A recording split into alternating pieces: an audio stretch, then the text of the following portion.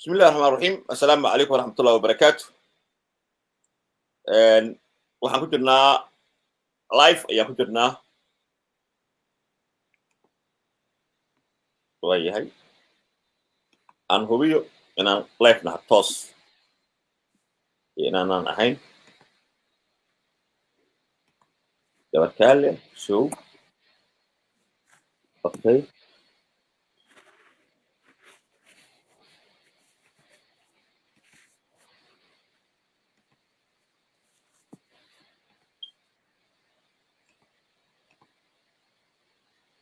okay inaan live nahay yaana arkaya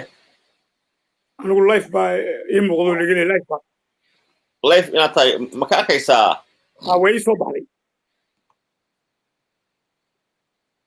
waayahay live aan nahay waa sax waayahay shacabka Soomaaliyeedow waxaad igu waasheen oo maalin walba i weydiisaan Suldaan Dabarkaale aaway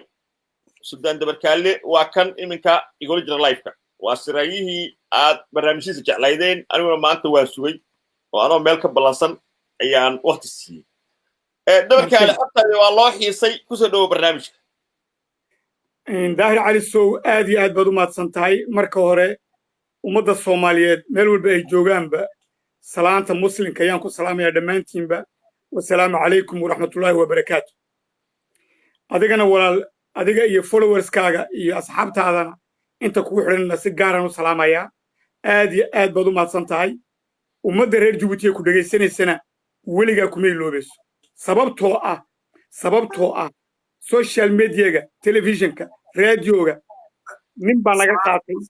oo godkana geliyey oo na baabi'iyey waa Ismaaciil Cumar Geelle marka ummadda reer Jabuuti kuma iloobayso khasuusanna ummadda canfareedna gaar ahaan waan ku salaamay barnaamijka maanta aan ka hadlayno aniga ahaan waxaan jecelahay maaragtay inaan kaala hadlo saddex qodob oo waaweyn oo khatar ku ah Soomaaliya Jabuuti iyo Itoobiya saddexduna waxa weeyaan siyaasadda Ismaaciil Cumar Geelle halkee ka socotaa xagee wax ka marayaan iyo Soomaaliya xagee ku socotaa xagee lagu wadaa iyo Jabuuti xagee ku dambeynaysaa arrimahaas baan doonay inaan kala sheekaysto aad baad u mahadsantay inaan barnaamijkaaga soo galo runtiina dariiq walba maray iyo train walba oo raacay marka Soomaalidu fartay ku fiiqdaan daahir cali soo baa laga raa marka waaye barnaamij soo dhaw haye noo bilow barnaamijka waxaan ka jeclaan lahaa oon ummadda Soomaaliyeed aan ku codsan lahaa in faataxa loo maro mujaahidiinta lagu laayay Belbela iyo Jabuuti Arxiba oo Canfar iyo Ciisa marka qazaadkan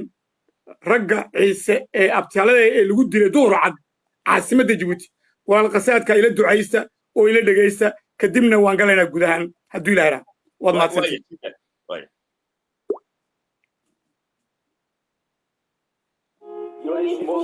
علي البيت بشير ويشير يوريد عجبي بشير يوريد مساعد بشير ويشير يوريد عجبي بشير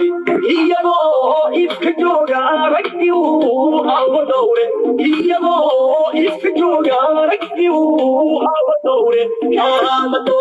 واكي أبخي قصفي يوريد موسى علي البيت بشير ويشير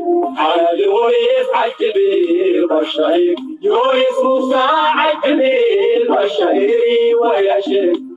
يوريد عجبي بشير أحمديري يا شيخي صوبني وماندا أحمديري يا شيخي صوبني وماندا إلهي برناري إيابو إتكجوغا ركيو أو دوري إيابو إتكجوغا ركيو أو دوري كامتو واكي أبهي كفير من دون مطاعي البير بشير ويشير يونس عجبي بشير يونس مساعد بالبشير ويشير يونس عجبي بشير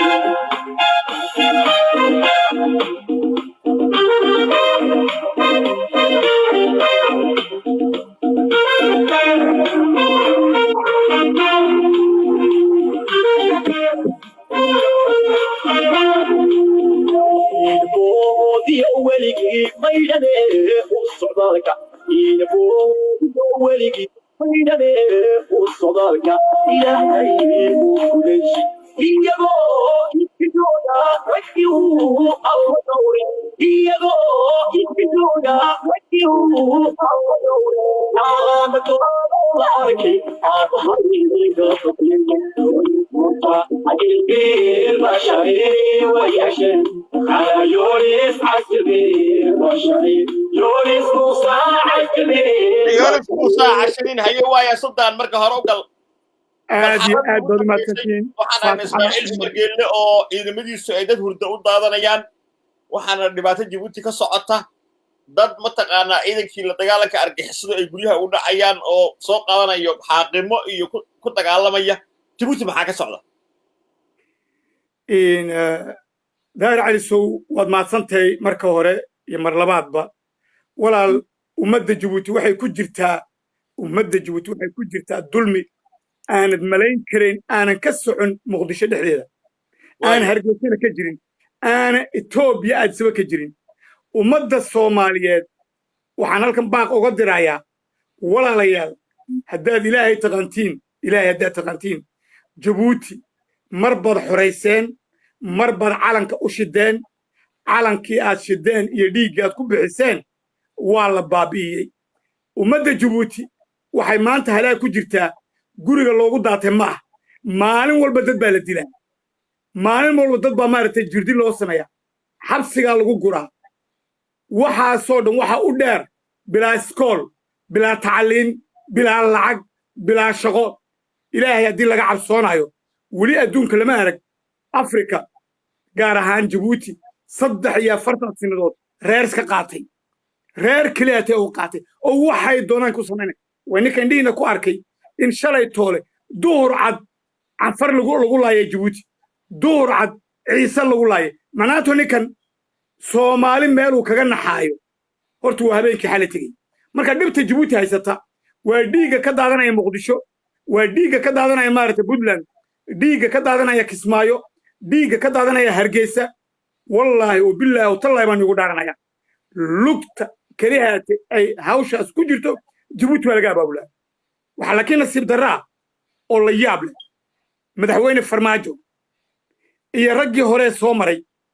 dhammaantoodba way garanayaan Ismaaciil Cumar Geelle wuxuu goys halkeed adduunka ka aragteen ya Soomaaliya oo Djibouti markay calanka siisay oo banki Soomaaliya uu ugu deeqay in reer Djibouti dhul loo dhiso guryo loo dhiso oo inuu Cumar Geelle uu kamid yahay oo kadibna insurance-kii lacag laga qaatay halkeed aragteen safaaraddii Soomaaliya oo dhulkeedii la iibsaday gurigeedii la iibsaday ya France kamay dhicin Mareykan kamay dhicin Djibouti kamay dhicin Ethiopia kamay dhicin Ethiopia dagaal ka dhaxaysa maartay Soomaaliya iyo Ethiopia safaaradda Soomaaliyeed inay iibsato waa habeenkii xalay Djibouti way iibsatay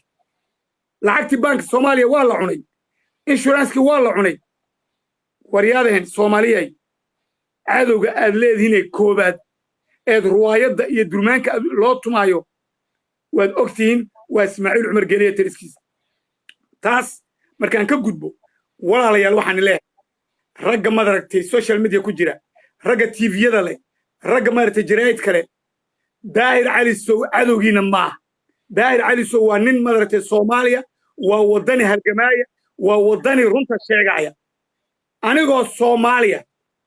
oo Soomaali dhashay oo nin canfara oo qoomiyadda canfareed ka soo jeeda waxaan leeyahay Soomaaliya Djibouti indhaad ka xidhateen cadowgiina waa iska xidheen Soomaaliya toosoo isku tiirsanaada oo kii tabarta daran iyo kii kaleba gacan qabta annakaan nii baahan waxaad ii sheegtaa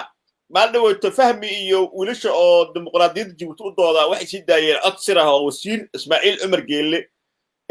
wasiirka beeraha oo dhahaya annaga urudiimeedii Soomaali samaynay ma dhageysatay adigu codkaas waan dhageystay laakiin codka anoo ka tallaaba dawladaha adduunka ka jira ee nala fadhiya Djibouti iyo dawladaha dariskeenoo dhanba war wax walba waa la og yahay argagixisada ka socota Soomaaliya inay Djibouti ka dambayso oo in Cumar ka dambeeyo waxaan inamadan movement patriotic ee reer Djibouti qoraalka iyo fiidiyooga ay ka heleen jabuuti waa wax runa been maaha su-aashu waxa weeyaan soomaali maxay uga aamusan tahay ismaaciil cumar geelle soomaali maxay u ogolaatay ururkan maaragtay ciidanka ee qabiilka lagu soo qaaday ee hiil wala la leeyahay ee soomaali gumaadaysa ee soomaali haddii la eego odayaashii dhaanta ka jeediyey hiiraan ee yidhi ciidanka jabuuti wayna baabi'iyeen ciidanka jabuuti khamri bay soo geliyaan daroogay soo geliyaan gabdhaha iyaga dhibaatay u geysteen weer ilaahay laga cabsoodo farmaajo waxaan leeyahay ciidanka hil walaal maayo waa cadow ee ka saara meesha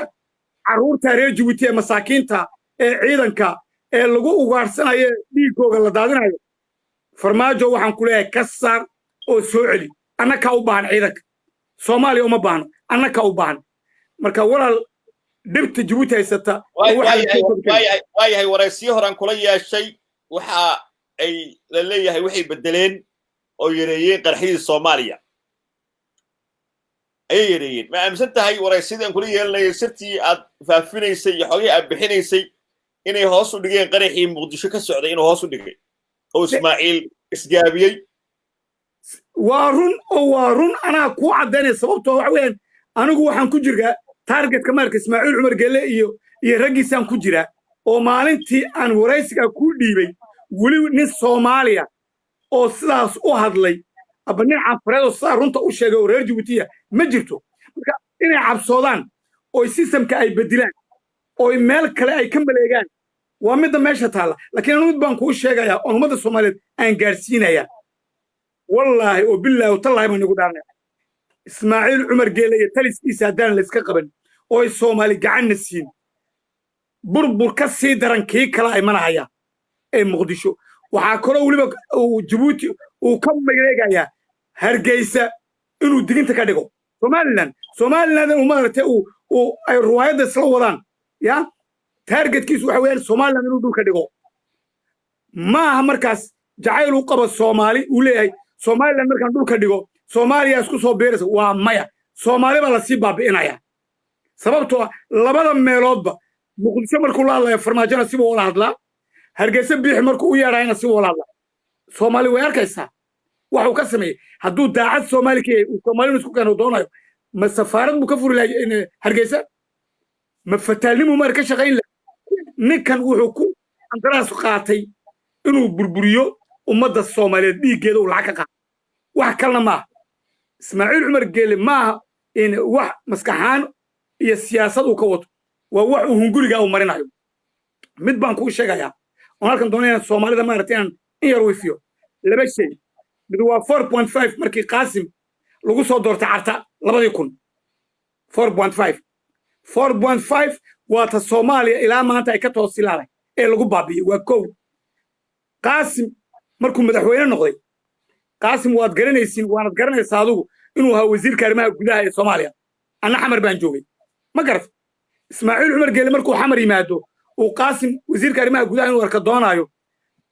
qolkuu ku sugayey oo sida carruurta yaa loogu yeedhayo uu qaasim ugu yeedhayo kiibaa doonay markuu qaasim uu halkaas uu ku soo baxay cod soomaaliyeed yuu doonay inuu lacagtii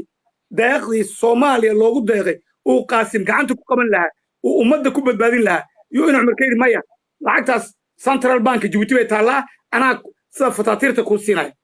horta qaasim dhibta ku dhacday waxaa ka timid ismaaciil cumar geelle brobagandkiisii iyo faragelinta uu ku hayay soomaaliya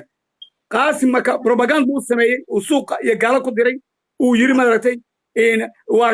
waa akhwaan muslimiin qaasim weyn cabdiqaasim salaad xasan cabdiqaasim salaad xasan maa sheegaya oo wasiirka arrimaha gudahan jiray waqti siyaad bare oo imikana qaahiro jooga ma garata marka brobagand buu ku bilaabay markuu halkaas lacagtii ay isku qabteen uu doonayo maarag inuu ku shaqaysto warniyow shalay tole markaad iimanaysay xamar anigu fartan iminka ismaaciil cumar geelle axmed nuur cali jimcaale iyo rag badan oo argixisnimo ku eedaysaba baasboorradii siiyey rag badan oo al-shabaab oo baasboorrada siiyey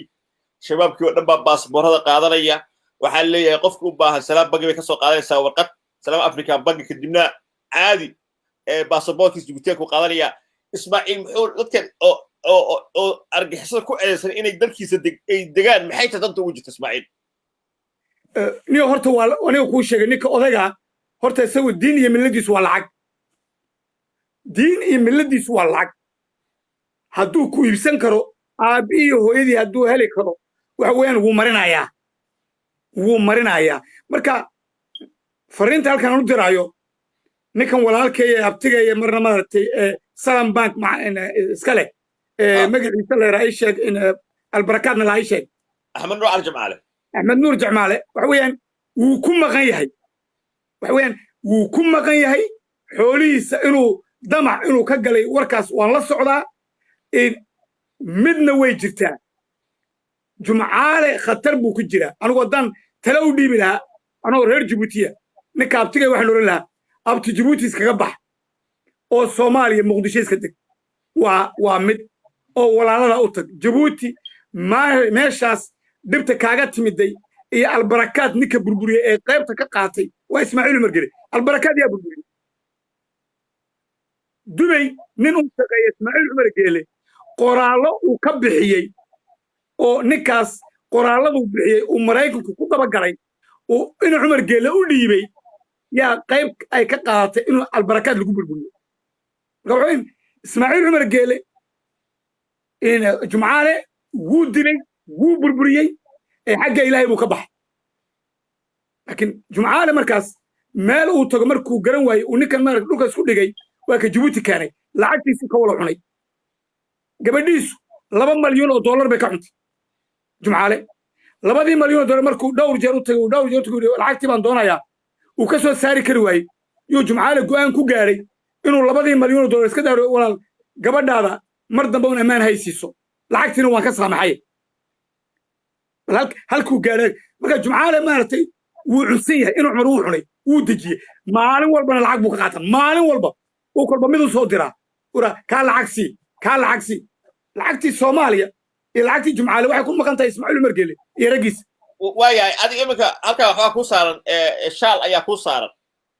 qoladii madaxdii amiiradii Imaaraadka ku soo waran maxaad u saaratay shaalka meesha niyo marka hore waxa weeyaan in madaxdan amiirida adeerkaysa Imaaraadka Abu Dhabi iyo Dubai Sheikh Khalifa iyo Sheikh Maktoum waxaad ogaataa Djibouti sumcadda ay leedahay iyo magaca ay leedahay iyo nuurka ay leedahay horta Imaaraadkana aaminay dalkii u horeeyna aaminay ee wax noo dhis waa Imaaraadka ma garad dalkii u horeeyay ee maanta ay Djibouti ay ku nooshahay waa Imaaraadka kuwiina wuu khaymay wuu cunay wuuna dilay ilaa iyo maanta maartay arintaas way socotaa marka anigu waxaan u soo halka u soo dhigtay in aan tuso Imaaraadku inay ummadda reer Djibouti ay jecel yihiin oo halkaas kalgacayl iyo mahadnaq baan u soo dhigtay halkan waaya Ismaaciil Umar Gele 2020 ama 2021 bisa sharaxaya niyo taa waxa horta ka horeysa arrimo badan baa ka horeeya walaalkaygiyo ma su'aasha iga jawaab sharaxaya inta xogaysa isma soo sharaxay mar kale hadal ma jiro hadduu ta Ilaahay hadduu gaarsiinayo sharaxaad baa siyaasada ay konton sinood buu sii galayaa oo marka Cabdiqaasim baa lagu dul doortay wuu joogay Abdullaahi Yusuf baa lagu dul doortay wuu sii joogaa Shariif Sheekh Axmed baa lagu dul doortay wuu sii joogaa Xasan Maxamuud baa lagu dul doortay wuu sii joogaa Farmaajo lagu dul doortay haddana wuu sii joogayaa miya ma hadalka taa ka daa oo ummadda reer Djibouti wuxuu ka dhigtay wax uu jeemka ku shubtay oo wuxuu sameeyay Ismaaciil halkaan dhinac doorasho ka dhacayso Itoobiya doorasho ka dhacayso Soomaaliland taageer doorasho ka dhacayso Kenya asagoo iska joogayaaba waar Djibouti horta Ilaahay ka yaabo Djibouti weligeed doorasho kama dhicin xaqiiqa markaan ka hadalno asagoo iska joogaa kursigu wuu joogayaa ma inuu ku dhintuu doonayaa ha marka laba sanduuq buu dhigayaa mid dabaysha ah mid isaga ah waka dabaysha wada ka qoysanaya waka in kuna darmadartay dawlado shisheeye oo meesha jooga oo annaka nala joogana shaabada ugu dhuftaan kuna darmadartay African Union iyada laftigeeda oo yakuna maartay khaayimiina shaabada ugu dhuftaan marka niyo waan dhisana laakiin mid baa dhici karta kacdoon umadeed iyo kacdoon maartay ummadda Soomaaliyeed oo soo gurmata yaan madarta aan ka sugaynaa iyo Ilaahay sababtoo ah waxaan isku hadlaynaynaa Itoobiya Ethiopia waxay nagu noqotay maanta saacadda dalkaysi wadaya shalay too arkay inay Ethiopia maaragtay ay soo bandhigtay ay tiri aniga nabadgelyada Afrikaan ka shaqaynayaa inuu Cumar Gelena uu igu jiraa ilaahay baan kugu dhaariyay waa ninka Ethiopia gubaya ee dhiigii Ethiopia meel kastaba ka shiday Oromo dilay Anfar dilay Soomaali dilay Tigray ama xaalad dilaya yu Abiy ra'iisul wasaaraha Ethiopia iyo sidii arrintaas ku soo baxdayba oo lagu faanayaa in madaragtay ay Djibouti ka shaqaynayso nabadgelyada madaragtay Afrika Djibouti maxay ugu wardaysaa United Nations oo Kenya ugu dagaaltamaysaa wax kale ma waa lacag baa lagu cunaa ragga ku jira committee-ga madaragtay sanadka madaragtay nabadgelyada madaragtay adduunka lacag baa lagu qaataa waa mid kalena wuu doonayaa cabsi baa ka haysa inuu kacdoon umadeed iyo kacdoon maaragtay dawladda sheekimaadaan yuu cabsi ka qabanka wuxuu leeyahay haddaad meel madaxa la gashin oo aad noqotid maaragtay in amniga United Nationska aba amniga Africa ya halkaas waxba kaaga soo baxaya meel baa in protection badanaysa doorashada horaad ka galaysaa oo waa lagu deynayaa moogta oo waa lagu deynayaa taabuu ku orday marka waxaan marayaa Kenya si ugu cadaarto way ku guuleysatay inay United Nations ay galayso kow sababtoo ah arrintan maaragtay Afrikaanku ay ku doorteen inay Ethiopia soo garab dhigaan Djibouti waa meel lagu qancinayo Djibouti oo leeyahay niyo de nabadda Afrika ka shaqeysay maxaad ka doonaysaa United Nations waa mid laakiin waa khaayin waa tuug waa khaatir laakiin midaan garan lahaa siyaasadda Dr. Abiy xaguu ku socdaa Ethiopia xagee u socotaa Ethiopia laftigeeda داير على السوو خطر أدملين كريم بجيت كويس هدان تا كوفا لجرو وهذا جت إثيوبيا مات ساعدنا كل هذا لايو قبل كولجا أوروما ده دولة إثيوبيا ولجا جبهدي أوروما ليبريشن فرونت ده قال ديج لك صعدة كو دين عن عيسى عفر ده قال ديج لك صعدة لبو دينعم مدركتي حقا كلا تجراي يا أمحارو إياذا لفت كذا مدح على السكول جرا لكن سؤال شو حويان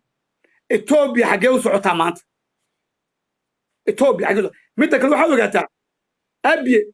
أنت صو قرال أنت صو مدركتي إن وربحنا يعني وديمني أبي نن كأقوام وناكسن إسماعيل عمر قال مجرو صوت أبي مركز سيارة محوها wuxuu ahaa colonel sare oo nabad sugidda ciidanka Ethiopia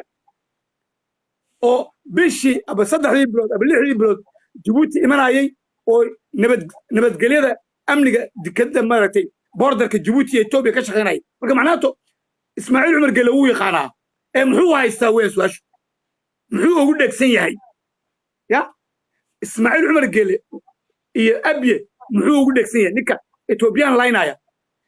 Eritrea maartay lugaa kula jira Soomaali laynaya waa halkee wax ka jira mid ba markaa yaacad aniga controlka markaa Ethiopia Abiy waxa ay cadaatay mar hadduu maanta uu Ismaaciil Cumar Gele uu yiri nabadgelyada Afrikaan ka shaqeynaynaa Abiy markaas gacanta lagu hayaa Abiy gacanta lagu hayaa oo maxaa loogu hayaa waxa loogu hayaa waxa uu arkayaa oo satellite-ka Mareykanka iyo Faransiiska iyo dawlado kale ay Ethiopia u dhiibeen habeen iyo maalinba daayir cali soo satellite-ka korkeena yaala wuxuu habeen madow gurcol oo arki karaa sigaarkaad cabays maarag sigaarkaad cabays magaca iyo brandka uu yahay yu satellite-ka ku sheegi karaa ma garad macnaheedu waxaan uga jeedaa hubka Djibouti ka soo baxay ee Ethiopia lagu burburinayo hubka ka soo baxay Djibouti ee Soomaaliya lagu burburinayo halka iyo Somaliland soo maraya Mareykanku wuu og yahay Faransiisku wuu og yahay Ethiopia way og tahay Arabna way og tahay marka why maxaa loo jeedaa burburka Ethiopia iyo udana burburka Soomaaliya iyo udana anigu mid baan ogahay ilaahayna ka barya aan Soomaalina u sheegaya Soomaaliya ka ducaysta Ethiopia inay burburto walow ay ininka iyo Ethiopia ay urguf iyo dagaal inaga dhaxayeen walow colaado soo jireen ay jireen waxaad ogaatiin Ethiopia maanta Soomaaliya halkay marayso waan arkaynaa dawladda Soomaaliya Muqdisho waa la seexdaa waa la cunaa Hargeysa waa la cunaa waa la seexdaa هدي إثيوبيا أدسوا هدي كقرحوا والله بني قدرت مقدشنا لما سيحنايو هرجيسنا لما سيحنايو جيبوتنا لما سيحنايو مركان waxaan oran lahaa Soomaaliyay aan ka wada shaqeyno Ethiopia inayna burburin sababtoo dan baa noogu jirta naka dan baa noogu laakiin Ismaaciil Cumar Gelle muxuu ku shaqeynaya waa tuu aaminsan yahay isagu wuxuu ka shaqeynaya uu aaminsan yahay Ethiopia hadduu burburiyo ya oo Soomaaliyana burburto qaybta city ee Ethiopia ku taala yaan Djibouti soo gelinaya oo ana markaas noqonaya dawlad kale oo meesha ka soo baxday ilaahay baan ugu dheeray bal waalida arag yaa u geliyay markaas Ismaaciil Cumar Gelle waalidaas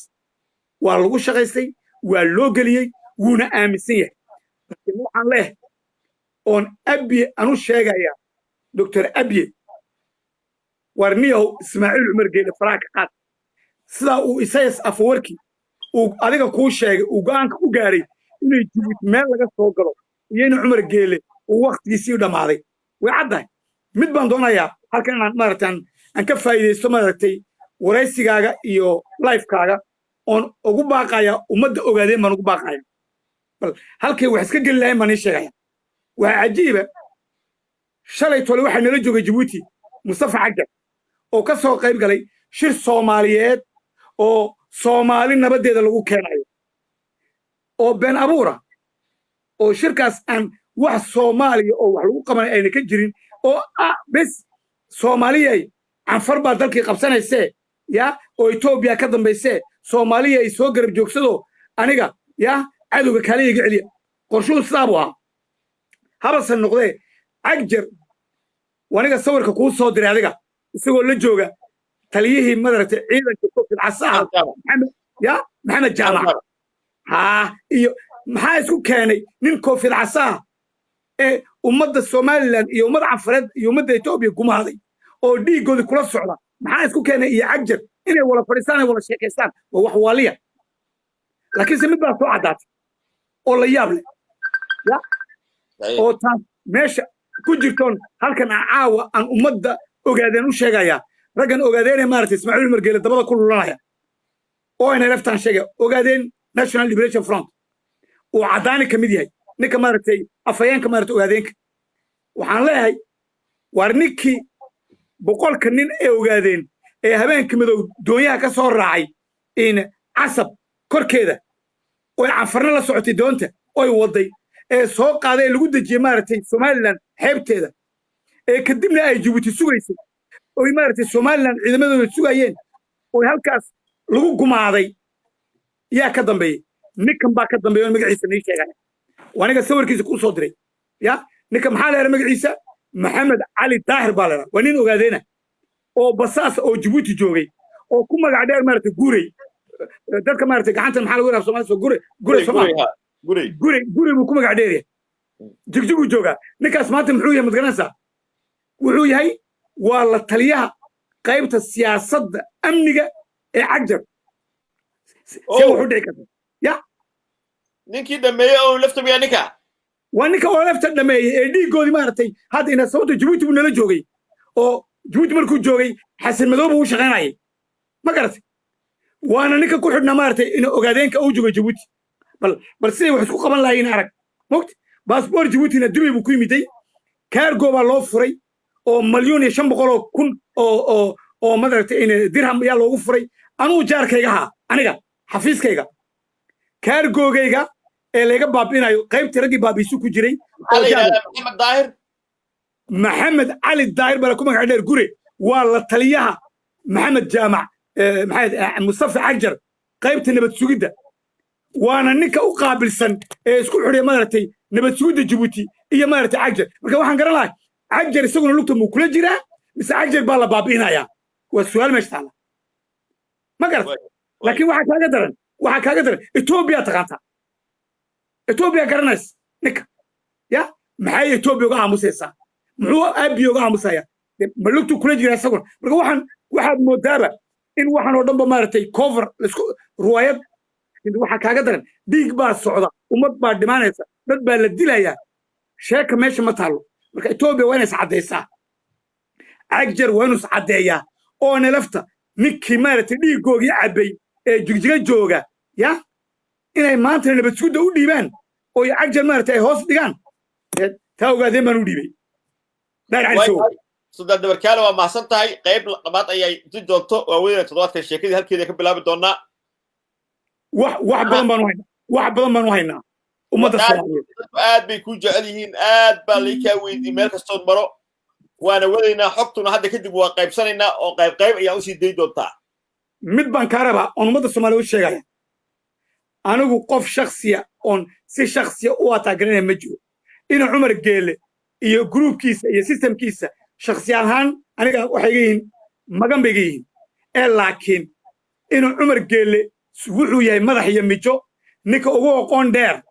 ee siyaasadda geeska maaragtay wax ka og eena dejin kara hadduu ilaahay gaarsiiyo ilaahay qaybteeda ay ka qaato Soomaaliya abaalkeedana u celiyo waad mahadsantahay walaal waa mahadsantahay ayay waa inta noo joogto barnaamijka السلام عليكم